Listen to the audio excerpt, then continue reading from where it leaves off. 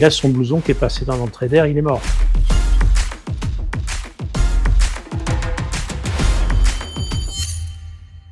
Avant que la vidéo continue, je vous annoncerai quelque chose en fin de vidéo.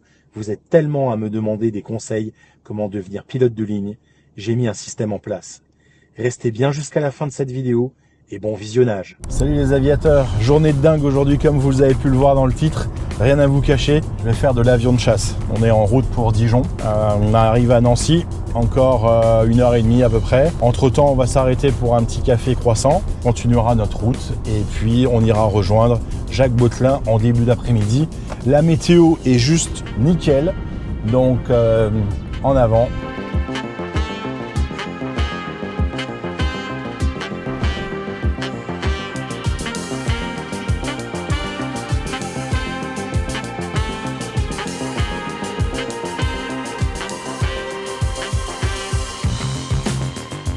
Salut les aviateurs, eh bien on est arrivé, nous sommes à Dijon, regardez, c'est magnifique L39 aligné, Apache Aviation et je suis là pour faire un super vol avec Jacques Bottelin. On va se retrouver à l'avion tout à l'heure, il va me briefer, il va me montrer comment ça se passe en cas d'éjection, etc. Donc ce qu'on appelle un vrai briefing avant le vol. Là, c'est tout le système de mise en route, c'est-à-dire on met en route avec un APU, mais qui n'est pas un APU d'avion d'affaires, c'est un APU uniquement de mise en route. Donc ça permet d'avoir en fait une charge électrique limitée, l'APU se met en route, après il y a une déviation de la vanne d'échappement qui met en route le moteur. Ça c'est le frein, on a un anti-blocage au niveau des freins. Si on utilise ça en frein secours, frein de parc ou frein secours, ouais, ok. On n'a plus d'anti-blocage, donc en général, on pète les pneus. L'accéléromètre, tu l'as pas en place arrière. Les altis, les conneries, ça, c'est l'horizon russe. Tu verras le grand plaisir de l'horizon russe. Moi, dans mon avion, j'avais un Aspen, si tu veux, parce que... Et on a des horizons secours électriques, parce que franchement, l'horizon russe, c'est quand même toute une corrida. Et alors, le côté très intelligent de cet avion, c'est que la partie secours, en fait, c'est tout par gravité. C'est-à-dire que tu peux sortir, tu veux sortir le train en secours, tu tires vers l'arrière. Tu veux sortir les volets en secours, tu tires vers l'arrière. Le manche, on a le trim petit sapin, et puis droite-gauche pour les ailerons. Normalement, on se sert pas du trim. Très intéressant. Le roulage, c'est poignée de vélo sur le manche. C'est les freins, ouais, c'est comme le... Et frein différentiel à droite, à gauche, pour aller à droite à gauche, ou les pieds symétriques et freinage symétrique. Après, le dernier point, évidemment, c'est rouge, faut pas y toucher, ça c'est l'éjection de la verrière. Faut simplement faire attention, parce qu'il y a des gens qui ont l'habitude, qui aiment bien mettre les bras sur la verrière, je pense quoi. Ouais. Tu prends des jets, t'as la main qui descend, de pas accrocher l'éjection de la verrière. Je t'explique. Si jamais tu reçois l'ordre d'éjection, tu réfléchis pas, tu mets la tête sur l'appui-tête, tu prends la poignée. Comme effectivement, ça non, justement, les mains ouvertes, comme tu le faisais spontanément, je vais t'expliquer pourquoi. T'écrases les oreilles ici jaunes et tu tires. Et je tire, ok. Voilà. Et ça part. Alors, tu peux le faire, hein, pas de problème. Okay. Voilà. Après, c'est tout automatique. Alors déjà, pourquoi est-ce qu'on met les mains ouvertes? C'est simplement parce que naturellement, tu vas mettre les coudes le long du corps. Alors que si tu tires comme ça, et si tu es comme ça, et si ça tape dans les montants, ça tape fort. C'est la raison pour laquelle on conseille, alors ça partira pas pareil, on est bien d'accord, mais on conseille les paumes de main ouvertes. Tout est automatique, c'est-à-dire qu'on a en un premier temps une pyro qui éjecte la verrière, ensuite on a le siège qui sort, on a un premier parachute qui se déploie et qui stabilise le siège, ensuite on a une séparation automatique du siège et du pilote, et ensuite on a l'ouverture automatique du parachute. C'est qu'une fusée.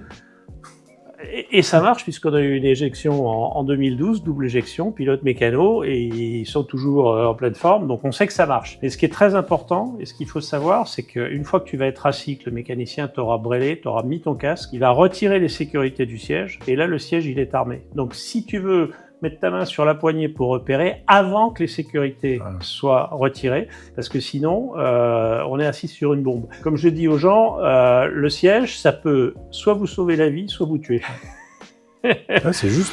Dans l'exploitation de cet avion, il y a deux pièges. Un, c'est le siège éjectable, fermeture de la verrière. Il y a beaucoup d'exploitants, d'utilisateurs américains qui ont mal fermé leur verrière, qui est parti en vol, qui tapent quelque part, ou les portes de coffre devant Alors nous, on a une alarme et on a des procédures, voilà, parce qu'on a fait serment les doigts aussi. Le PDG de Atlas Air, qui a 100 Boeing 747, il a eu ce problème-là, et il a son blouson qui est passé dans l'entrée d'air, il est mort, parce qu'en plus, les Américains, ils volent avec des sièges froids. Et le deuxième point dangereux de cet avion, c'est le côté autocabreur. Parce que si t'es pas prévenu, que tu as pas le réflexe de pousser, voire de rentrer des traînées, puis de revenir avec les bons éléments et tout va bien, c'est ça qui est potentiellement délicat sur cet avion. Le reste, on adore notre avion, sinon ça fait longtemps qu'on aurait arrêté. Oui, je me doute. Je me doute bien. Il est bien conçu, il est intelligent, il est simple, il n'y a pas de souci. Mais c'est les 2 points et 2 petits pièges qu'on a bien identifiés depuis le temps qu'on fait. Est-ce que tu as des questions? Pas vraiment, non, ton briefing est bien fait. Est-ce qu'il y a des choses que tu as envie de faire, enfin, que tu rêves de faire, que tu as envie de faire ou que tu veux pas faire? Non, pas spécialement, non, mais... Good. Très bien. Bon, bah, très cool, quoi.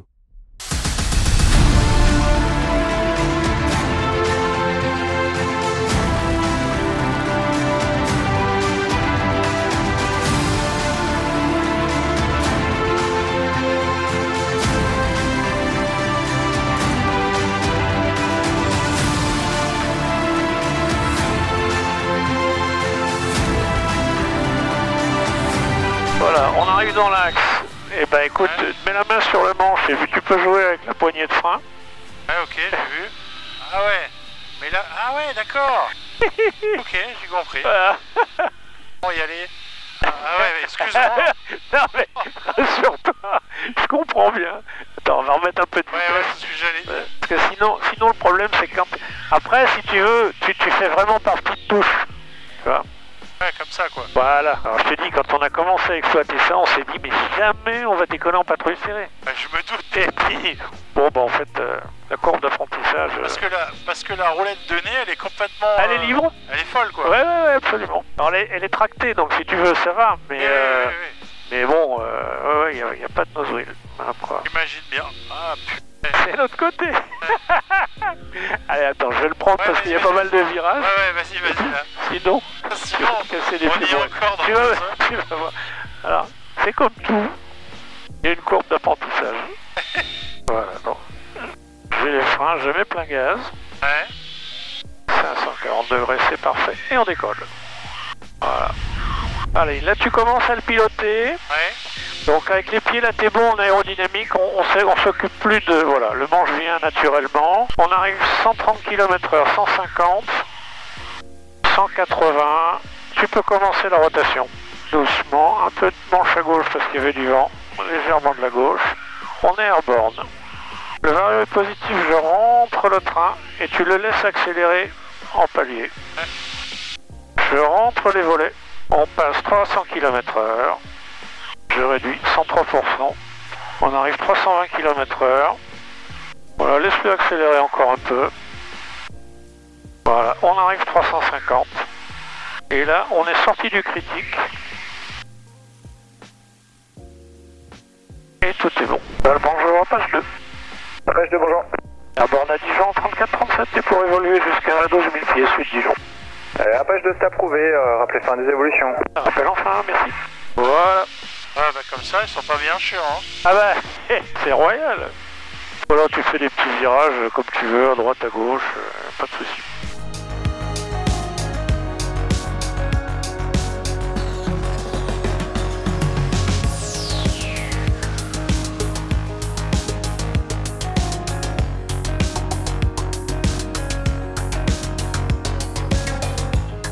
Alors t'as déjà fait de la voltige ou pas? Non. Ah d'accord, ok. Ah si, la dernière fois que j'en ai fait, c'est avec toi. Ah d'accord, ah bah En c'est P- pas hier. En PC7, D'accord, à Falsbourg. d'accord, je vois. Donc tu vois... Bon, eh ben écoute, suis-moi aux commandes. Ouais. Je vais tourner à droite, je réduis 98. Et en fait, on va prendre la direction un petit peu sud-ouest. Et on va accélérer pour aller chercher la vitesse. Donc on prendra 550-600 km/h pour faire une boucle. d'accord. Et on y va boucle. Alors, boucle, on tire gentiment sur le manche. Ok. Et là, on est à 3G. Ok. Et c'est parti. Alors, ce que t'entends qui souffle, c'est ta buse de... Ouais, je vais l'arrêter après. Non, c'est ta buse d'antisé. Donc Ah, ne t'inquiète d'accord. pas. C'est tout à fait normal. Comme il n'est pas branché, voilà. Et là, je passe la verticale descendante, je reprends mes 3G.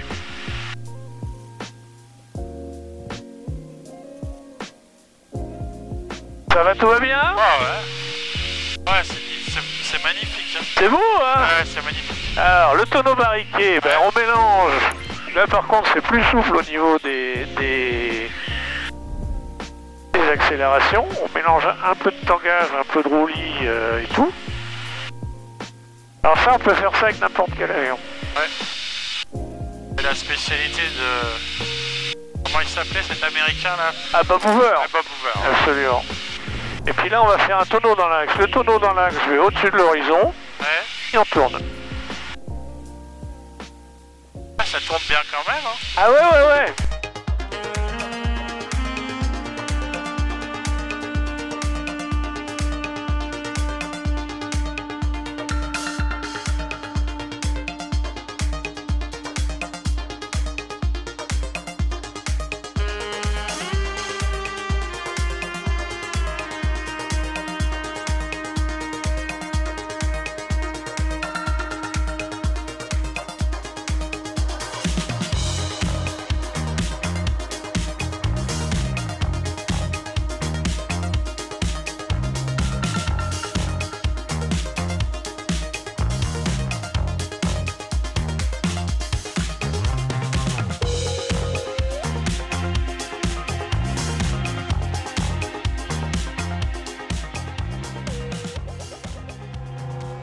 Alors, tu vas me faire un tonneau, tout seul. Alors, le tonneau, je le redécompose, on met le nez au-dessus de l'horizon, Ok. on arrête de cabrer, et plein manche à gauche. Ok. Voilà. À toi. Alors, Le nez au-dessus de l'horizon. ouais. Voilà, encore un peu. Top. Hop, on arrête là. Full à gauche. Et on ne serre pas les pieds. Voilà, c'est bien. Ouais, c'est vraiment top, hein. Ah ouais, c'est bien, hein. Bon, on va arrêter un peu là. Bon, on calme. Est-ce que tu veux qu'on descende en basse altitude? Allez, c'est parti. Alors, ce qu'on ne peut pas contrôler, et surtout en cette saison, c'est les collisions aviaires. C'est ça le danger. Ça, c'est clair.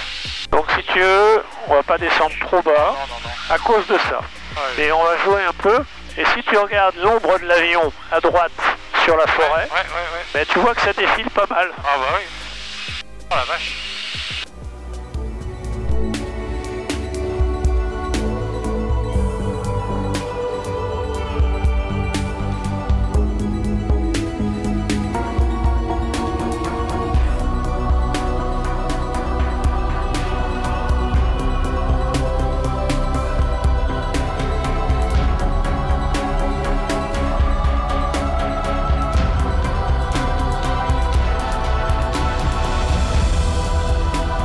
Voilà, puis tu peux continuer à évoluer droite-gauche comme tu veux. Mais pas de holky, reste autour. Non. Non mais tu sais, des fois je préfère dire, parce qu'il y a des gens qui croient que tout passe. Ah, toi là faut serrer, sinon tu vas aller bouffer la tour. CQ3 dis faut tu peux pénétrer sur la Il faut serrer encore, parce que tu as une autre... voilà. sous seuil de piste 35. Là tu peux sortir le virage. C'est vrai que... Ah, les volumes sont pas les mêmes, hein. Ah ouais, purée. Par rapport à l'avion léger, c'est pas du tout pareil.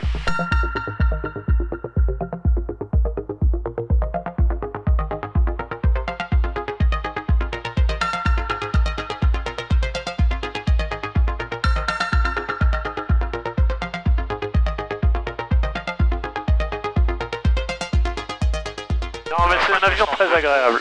Très agréable. Et puis en fait, si tu veux, bon, il est silencieux. La seule chose qui fait du bruit, c'est la ventilation. Une fois je suis tombé en panne de ventilation, j'ai cru que le moteur poussait plus, mais en fait c'était ridicule, c'est psychologique.